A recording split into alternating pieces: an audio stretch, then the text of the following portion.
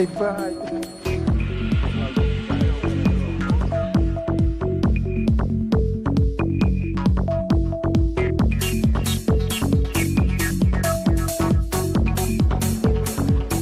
Vous êtes sur l'ancien site du puits de Couriot. C'est le seul puits de mine à Saint-Étienne qui a été conservé en l'état avec au moins une bonne partie de ses bâtiments à la surface. Au XXe siècle, il y avait une dizaine de puits comme ça qui existaient, qui fonctionnaient autour de la ville. Et puis progressivement, quand l'activité s'est arrêtée à partir du milieu des années 60, la plupart d'entre eux ont été détruits, démontés. Il n'y a que celui-ci qui a été gardé en l'état pour le musée. C'est un puits qui ouvre au lendemain de la Première Guerre mondiale. Vous voyez qu'on a un monument central avec un soldat de la Première Guerre et qui fonctionnera jusqu'en 1973.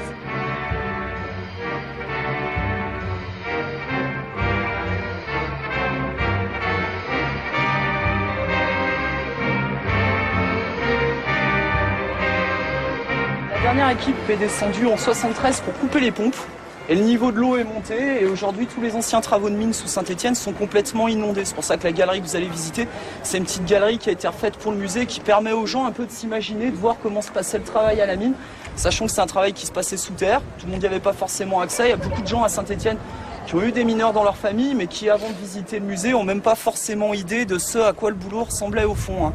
Il y a eu jusqu'à 2000 personnes qui ont travaillé ici à Couriot dans les années 50, avec une dizaine de puits comme ça sur le bassin. Ça faisait 20 000 mineurs.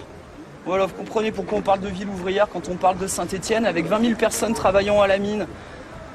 Plus de 40 000 travaillant dans les aciéries. Vous avez encore les anciennes usines Barouin juste à côté de la tribune nord Geoffroy Guichard. Oui, la majeure partie de la population de Saint-Étienne jusqu'au milieu des années 60.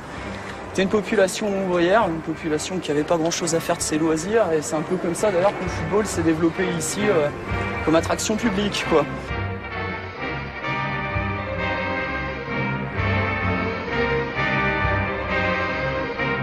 Si vous voulez, il y en avait partout, ça constellait le paysage de la ville, c'est le seul qui a été gardé en l'état. Ça a mauvaise image la mine, ça a mauvaise presse. Nous on visite, on entend souvent des gens nous dire c'est un boulot de rat, c'est un boulot de bagnard, moi je ferais pas ça pour tout l'or du monde.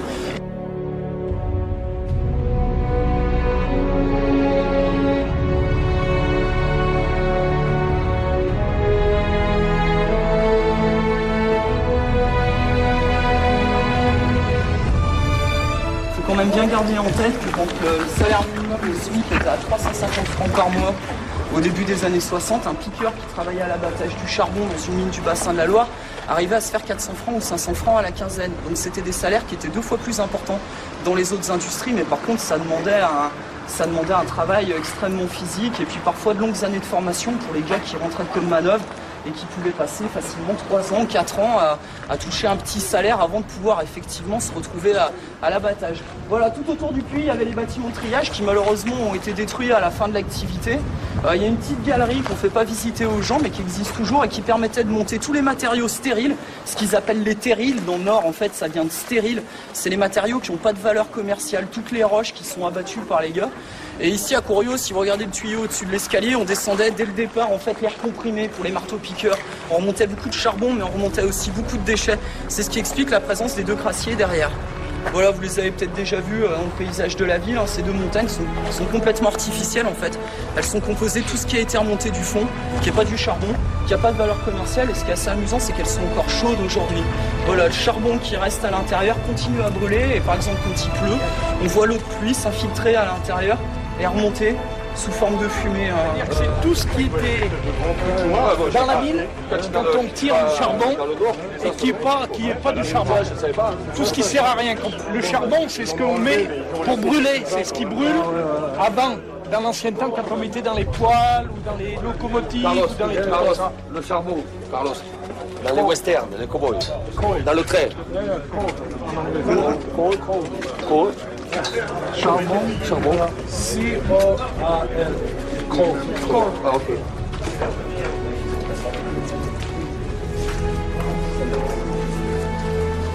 C'est une salle détendue qui est employée par le musée depuis quelques années. Ça n'a jamais été le nom officiel dans la Loire, donc les mineurs parlaient de ce lieu, ils appelaient ça le lavabo en fait. Celui-ci, il ouvre au lendemain de la Seconde Guerre mondiale. On a besoin de beaucoup de charbon après la Deuxième Guerre mondiale pour relancer l'économie de la France. Les centrales nucléaires n'existent pas à cette époque. Et pour la production d'électricité, c'est le charbon qui est sollicité. Et l'avantage avec une mine de charbon, c'est plus on descend d'ouvriers, plus on va produire. chose qu'on ne pourrait pas faire par exemple avec un puits de pétrole ou un barrage.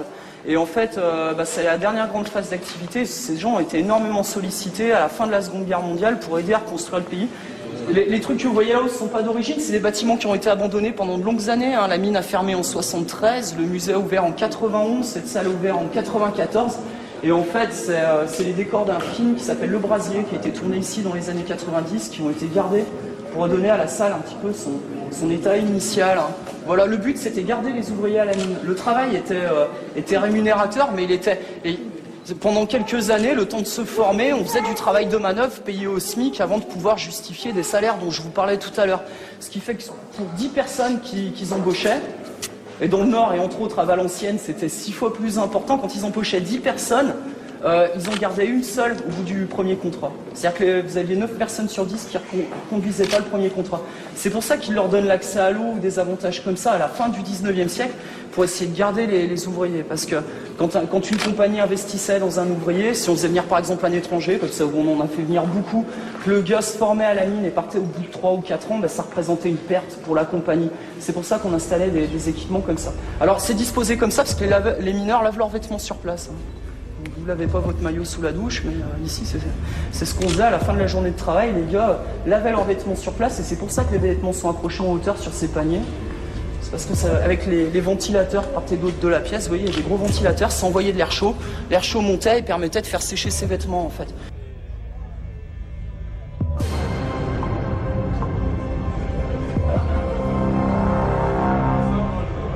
Viennent de partout. Les communautés les plus nombreuses, vous avez beaucoup d'Italiens, beaucoup de Marocains, beaucoup d'Algériens, vous trouvez aussi des Espagnols, des Polonais, mais on a recruté très loin. On arrive à trouver des gens qui viennent d'Indochine, dans les mines de la Loire, entre les 2 guerres mondiales. Aussi, il y a pas mal de gisements de fer, de gisements de minéraux en Afrique centrale, ce qui fait que, par exemple, je pense qu'il y a de grandes chances qu'ils viennent du Congo belge. Le gars est peut-être allé travailler dans les mines de Belgique et se retrouve ici à la Ricamarie dans les années 30. Il y a une solidarité très forte entre ces ouvriers. Je ne vous dirais pas qu'il n'y a pas de racisme à la mine, parce qu'il y en a toujours fondamentalement. Mais si vous voulez, la solidarité entre les ouvriers dépasse tout le reste. Le gars qui fait mal son boulot, il met en danger la sécurité du gars qui va venir bosser derrière lui. Et puis il y a une règle tacite à la mine. Personne ne travaille pour un salaire inférieur. Si vous voulez, les gars, pour essayer de garder leurs acquis, garder un salaire correct, jouent pas la concurrence les uns avec les autres. Toujours, tout le monde demande le même salaire pour le même travail en fait. Et ça, c'est ça qui soude énormément de temps. Quand on parle de Saint-Étienne, de la mentalité ouvrière, de la solidarité, on fait directement référence à cette solidarité des mineurs au fond qui acceptent les gens, quelles que soient au départ leurs origines, quoi.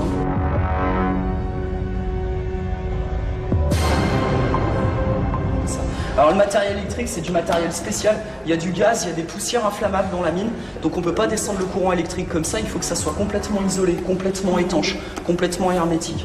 Il y a un numéro sur le dessus de la batterie, le même numéro sur le banc de charge, et on raccroche toujours la lampe au même endroit pour la faire recharger. Ce numéro correspond au jeton, qui est le système de contrôle qui permet de vérifier en fait si on n'a oublié personne au fond. Avec 20 000 mineurs sur le bassin de la Loire, si vous voulez, vous ne pouvez pas faire l'appel. Donc il faut un système, alors plutôt que de compter les hommes un par un à la montée et à la descente, on comptait les lampes et on vérifiait qu'elles soient bien raccrochées à la fin du poste. Alors toutes les 8 heures, on changeait les équipes, ça prenait 3 quarts d'heure. Alors à 6h du matin, à 14h, à 22h, les gars se croisaient. Ceux qui descendaient passaient de ce côté-là, récupéraient leurs lampes et ceux qui remontaient du fond passaient de l'autre côté. Il faut imaginer que c'était noir de monde. 14h, ça faisait 800 qui remontaient, plus de 600 qui descendaient pour les remplacer. Vous avez 3 formes de jetons qui correspondent aux 3 postes en fait. Jeton rond pour le poste du matin, carré pour le poste de l'après-midi et triangulaire pour le poste de nuit. Alors ils ont été mélangés pour le musée, mais normalement selon les moments de la journée, c'était que des ronds, que des carrés ou que des triangles. Le numéro qui est noté dessus, c'est le numéro de la lampe. Le mineur va se présenter au guichet, donner son jeton. C'était beaucoup de femmes qui travaillaient ici en lampisterie à la distribution de lampes. Il ne fallait pas que ça coûte trop cher. Alors on employait des jeunes, beaucoup de jeunes et beaucoup de personnel féminin comme ça au jour. Elles allaient chercher les lampes, les donner aux mineurs. Et surtout, n'oubliez pas d'accrocher le jeton sur le tableau pour marquer la présence de l'ouvrier au fond. Et 8 heures après, il passait de l'autre côté, il déposait sa lampe, il récupérait son jeton et comme ça, on vérifiait que le roulement s'était bien effectué.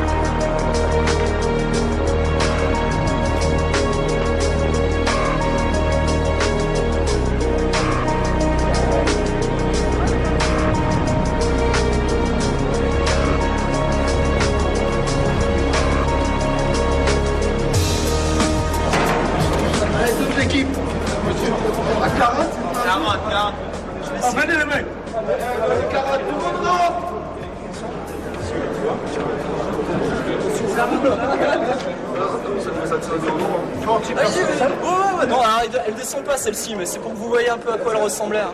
Allez, je suis sûr qu'on les rentre tous. Hein. Allez.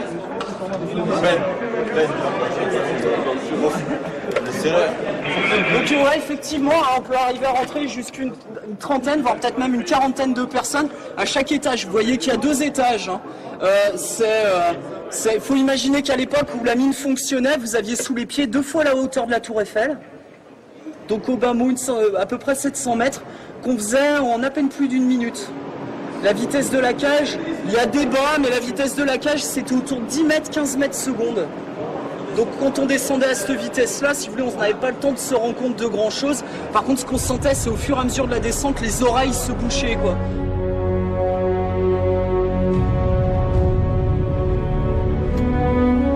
Et à certains endroits, ils descendaient jusqu'à 300... À la Ricamari, ils sont descendus à 300 mètres, 400 mètres sous le niveau de la mer. Les grands bassins, c'est pour l'eau qui était pompée au fond en fait. d'accord. C'est l'eau qui fait qu'aujourd'hui on peut plus descendre plus profondément que quelques mètres parce que c'est complètement noyé. L'eau était pompée et elle allait dans ces bassins-là. Alors, pendant longtemps ils n'ont pas su faire et puis au 19e ils ont commencé à avoir des machines à vapeur et puis ils ont pompé. Ils ont coupé les pompes en 73 et les premiers affleurements d'eau, d'ailleurs c'était du côté du Marais vers Geoffroy Guichard, etc. C'est en 91, le temps que ça se remplisse complètement. Quoi. Ça a mis une vingtaine d'années à se remplir complètement. Quoi. Mais il y a des couches de charbon encore. D'ailleurs, il y en a une qui passe juste sous le stade. Ouais. D'après ce que j'avais lu dans la tribune, il disait que sous le point de pénalty, face à la tribune nord, il y a des galeries là-bas. Ouais, il y a des galeries. Alors pas sous le centre-ville, pour les questions de sécurité, mais autour, ouais. La ville, c'est ouvrière. Alors pas le centre-ville, mais tout ce qui est autour. Léon, le soleil. Ouais. Non, parce que c'est inondé. En fait. C'est inondé, ils ont laissé inonder pour combler les... Tu n'avais pas entendu parler les maisons qui se fissuraient, tout ça? Ouais, parce que le sol était pas stable. C'est pour ça, c'est... Dans le nord, dans le nord, ce qu'il y a, c'est que dans le nord, eux, ils ont des nappes phréatiques. Alors, ils ne peuvent pas laisser le truc remonter, sinon ça pollue les nappes phréatiques. C'est pour ça qu'ils ont beaucoup de dégâts. Ici, ils ne se sont pas posé la question, en fait. J'ai cherché le charbon dans la cave, et on était dans le feu. C'est ce qui chauffe la cheminée. Ouais, comme une cheminée, mais c'était... Ça se fait encore, ça. Ouais, chez les anciens. Il y a eu beaucoup de catastrophes au 19e, parce que c'était... Alors les gens disent que c'est le grison, le gaz. En fait, c'est simplement que les compagnies travaillaient au moindre coût et que les trucs étaient super mal agencés. Plus que le gaz, en fait, c'est la poussière de charbon qui provoquait les explosions. Maintenant, on le sait. La poussière de charbon, c'est extrêmement inflammable et extrêmement explosif. Par exemple, on utilisait la poussière de charbon pour faire la poudre à canon. Au départ, du soufre, du salpêtre et de la poussière de charbon. Et quand ils faisaient trop bosser les gars au fond, quand la mine était très sèche en été ou en hiver, une explosion pouvait déclencher une réaction en chaîne. La plus grosse explosion qu'il y a eu à Saint-Etienne, c'est le puits Verpilleux, c'est là où il y avait Ikea. Ouais. C'est là où il y a Ikea maintenant. Ça a pété de la manufacture d'armes à Carnot, jusqu'à Geoffroy Guichard, Méon, les Tivalières, etc. Jusqu'à Montieu, il y a eu 200 morts. Et ils ont reconnu après coup que les chantiers avaient été extrêmement mal organisés, qu'ils avaient fait ça au moindre coût. Et surtout pour emblayer, ils utilisaient les mêmes matériaux que ceux qu'on a aujourd'hui sur les crassiers. Alors si ça brûle encore aujourd'hui, autant dire qu'à l'époque, ça devait chauffer au fond.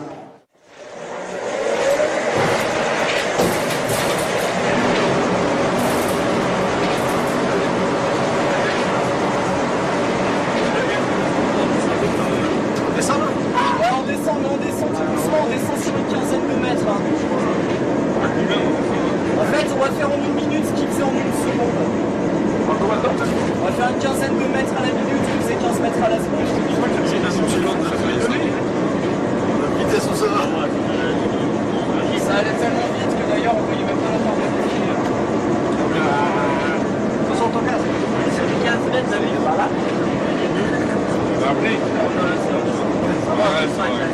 Tu vas pas abîmer tes cheveux avec le cerveau avec comme pas. Ah mais il veut pas lever, il est obligé. Alors vous pouvez avancer, vous pouvez vous installer dans les bennes, c'est 5 maximum par benne.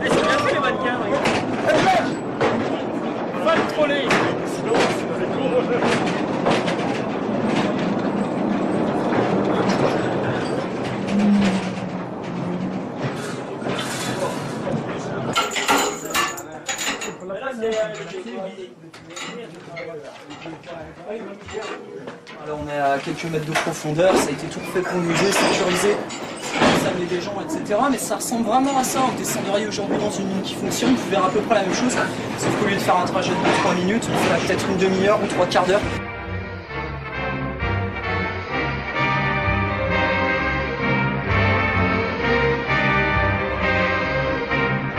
D'année en année, il y a de moins en moins de charbon, donc les mineurs mettent de plus en plus de temps. C'est comme ça, c'est pour ça qu'ils sont battus pour la journée du 8h au 19e siècle. Parce que les temps de transport s'allongeaient au fur et à mesure qu'on épuisait le charbon. Les gars arrivaient à faire 1h30, 2h, 2h30 de transport. À un moment, ils ont dit stop. C'est 8 heures quand on prend la lampe et on prend la lampe et 8 heures après on la redépose. Ça faisait partie des avantages de travailler à la mine. En fait, ils faisaient que 6 heures effectives de travail sur les chantiers. Le reste du temps, c'était le transport. En voie comme ça électrifiée, avec les convoyeurs, la lumière, etc. Au milieu des années 50, ils ont pu faire Saint-Étienne-Genève en ligne droite, s'ils mettent tout bout à bout. Rien qu'ici, à Couriot, il y avait peut-être 20 ou 30 km de galeries comme ça, de galeries creusées dans la roche, pour éviter de faire chauffer le charbon, parce que si on fait passer l'air à proximité du charbon, on fait chauffer, on risque d'avoir des incendies. Creusées dans la roche, à l'explosif, comme vous voyez là-bas. Alors, selon la dureté de la roche, on va mettre de 1 à 4 minutes pour faire les trous de mine. Donc il peut y avoir 1, 2, 3, 4, 5 mineurs au rocher. On les appelle les mineurs au rocher parce qu'ils ne voient pas le charbon en fait. Qui vont faire des trous de mine, à l'intérieur desquels l'artificier ensuite va installer des explosifs. Le gars il descend avec une boîte fermée à clé, puis il les installe. 4 heures après le début de la journée, on évacue le chantier et juste avant de prendre la pause, on fait sauter. Le gros souci sur ces chantiers, c'est la silicose en fait. C'est la fameuse maladie des mineurs qui tue pas au charbon, mais à la poussière de roche que les gars respirent sur les chantiers. Donc c'est des chantiers sur lesquels dans les dernières années, et heureusement c'est ce qui fait que des fois j'arrive encore à avoir des mineurs en visite, on les a beaucoup arrosés. Mais les gars râlaient. De la même manière qu'ils ne voulaient pas porter ni les casques ni les protèges tibia, quand on leur disait d'arroser sur les chantiers, on perd un quart d'heure, on perd 20 minutes à arroser, mais c'est ce qui leur permet aujourd'hui. J'ai quelqu'un qui a travaillé dans une mine, il perd 10 ans. Qui veut essayer de le soulever? Il faut.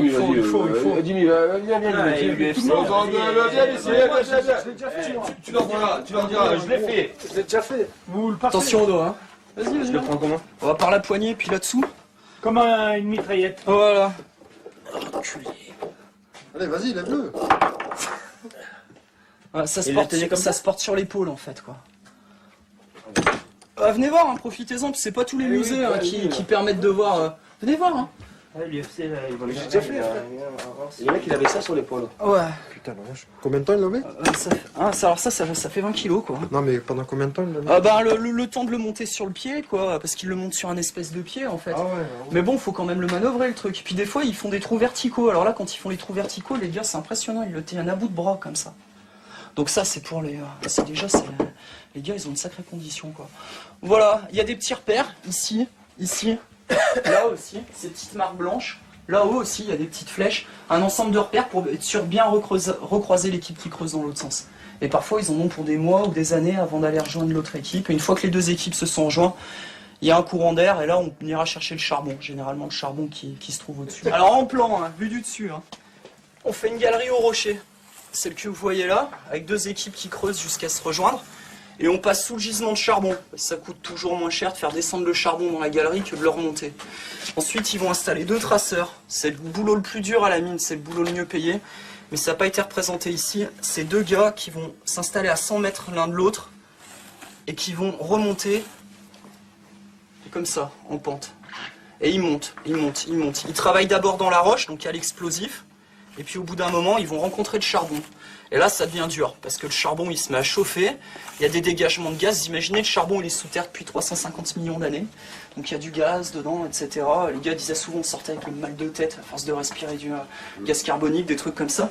Ils remontent, et une fois que le panneau de charbon ici est suffisant, eh ben, ils vont installer un grand front de taille, c'est-à-dire un grand couloir d'abattage, d'une centaine de mètres de long, à peu près, un peu moins, avec 1, 2, 3, 4, 5, 6 piqueurs. Et après, le principe, c'est que les piqueurs abattent le charbon sur 1 mètre et on rebouche d'1 mètre derrière. Le lendemain, on rattaque, on abat 1 mètre de charbon et on rebouche d'1 mètre derrière. Tu bouches comment? Tu bouches avec quoi? Avec les cochonneries, c'est-à-dire tout ce qui n'a pas de valeur commerciale à la mine, les matériaux stériles, les cendres de centrales électriques. Les centrales électriques produisent des cendres qui sont extrêmement polluantes, qu'on ne pourrait pas stocker au jour. Donc ils réutilisent ça pour reboucher derrière, et le chantier progresse. Alors ça c'est la bonne technique, ça c'est celle qu'on utilise au XXe siècle qui fait que c'est assez sûr. Mais il y a d'autres choses qui ont été faites au 19e siècle qui étaient beaucoup moins sûres. Et il y a eu beaucoup d'accidents dans les années 1880 du fait que les chantiers étaient très mal organisés. Alors la voie la plus haute, parce qu'elles ne sont pas tout à fait à la même hauteur, la voie la plus haute sert à amener le matériel. Comme ça, on le descend sur le chantier. Et la voie la plus basse sert à évacuer le minerai. Alors, c'est celle que vous avez là, derrière. Sauf que dans la réalité, elle ferait 200 mètres, 300 mètres de long. Alors, c'est assez drôle qu'on fait ça avec les mineurs, parce qu'on avait pour 10 minutes, un quart d'heure de marche à pied, le temps d'arriver en haut, ça grimpe. Ça fait beaucoup de bruit, parce qu'il y a tous les convoyeurs qui transportent le charbon, et puis au fur et à mesure où les gars montent, ils se déshabillent. Ils se déshabillent. Parce que quand on pénètre dans le charbon, la température, elle augmente au bas mot de 10 ou 15 degrés. Et ils finissent complètement nus sur les chantiers. Alors, par contre, dans le reste de la mine, il fait la température qu'il fait ici, mais en plus avec les courants d'air. Donc en fait, quand vous êtes au fond de la mine, passez votre temps avec les mineurs qui se rhabillent, qui se déshabillent, qui se rhabillent, qui se déshabillent. Les gars tombent malades super facilement.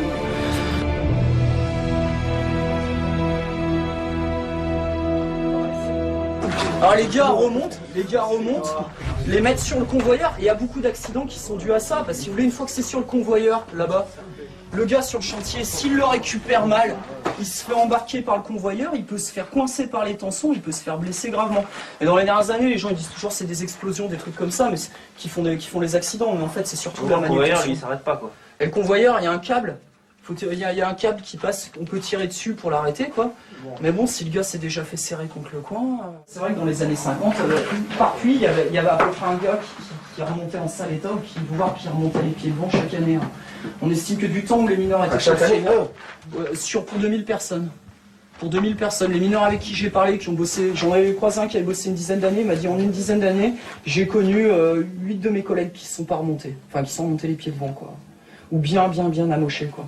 Ouais, c'est que c'est dangereux, puis c'est aussi que ça fait 20 000 personnes tous les jours, ça fait du monde au fond.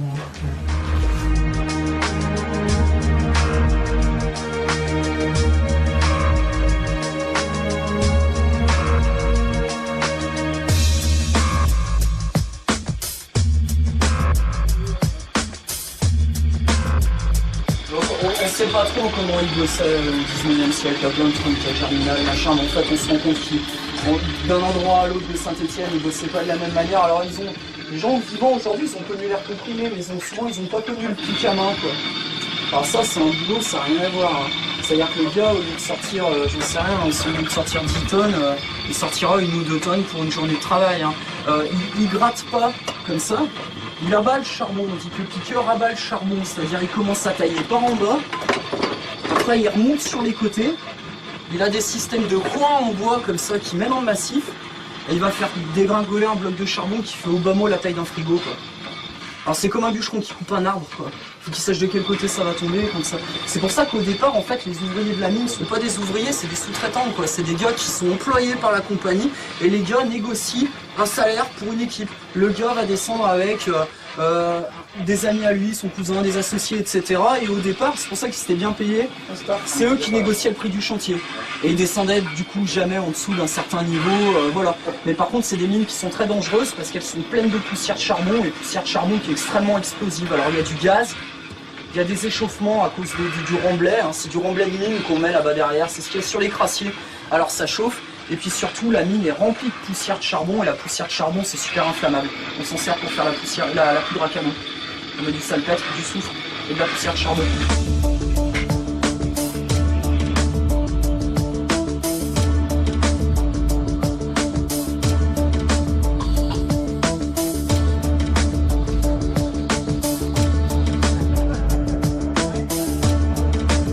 Moi, je ferais qui a le visage sale, barbouillé noir, le mot est français. T'as pas Michel Fais-deux. Putain, il faut bien souvent. Baisser le grisou. Clapeuse. Non, il n'a pas ici.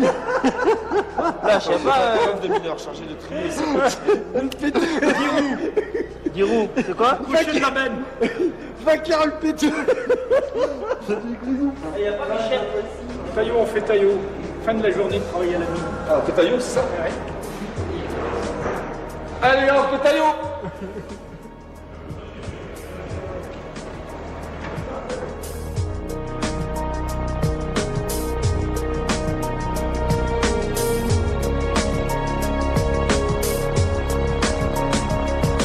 Ouais, c'est la machine d'extraction, alors elle fonctionne plus aujourd'hui, hein. Imaginez-vous, c'est une machine, il y a 2 moteurs de chaque côté, les moteurs 935 chevaux, hein.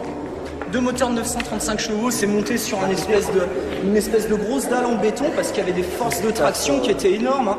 Si on avait installé ça comme ça à l'arrache, on aurait pu ça serait arraché avec la pression avec la force de traction du câble, quoi. La peinture bleue sur les fenêtres, ça date de la Seconde Guerre mondiale, c'était pour éviter les bombardements aériens de nuit. Voilà, on a des petits trous comme ça. C'est ce que les Anglais ils appellent le blackout parce que la nuit, quand ça travaille la nuit, les fenêtres sont allumées et du ciel, c'est particulièrement visible.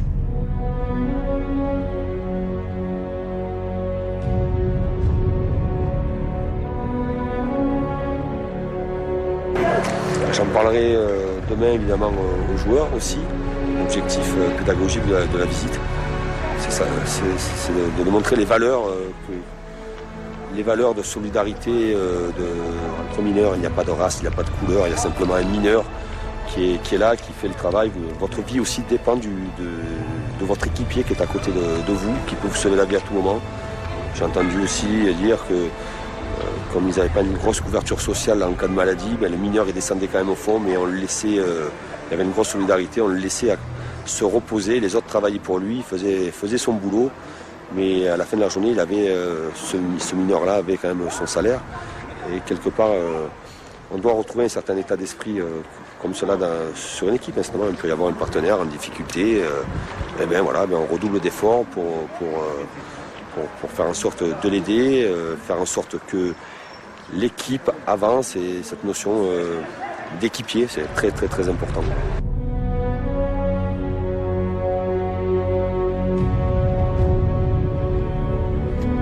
C'est aussi pour faire comprendre aux joueurs ce qu'attendent les gens quand ils viennent au stade, parce que j'imagine qu'au stade il y a des fils de mineurs et des petits-fils de mineurs, et qu'ils ont été imprégnés de l'histoire de la mine.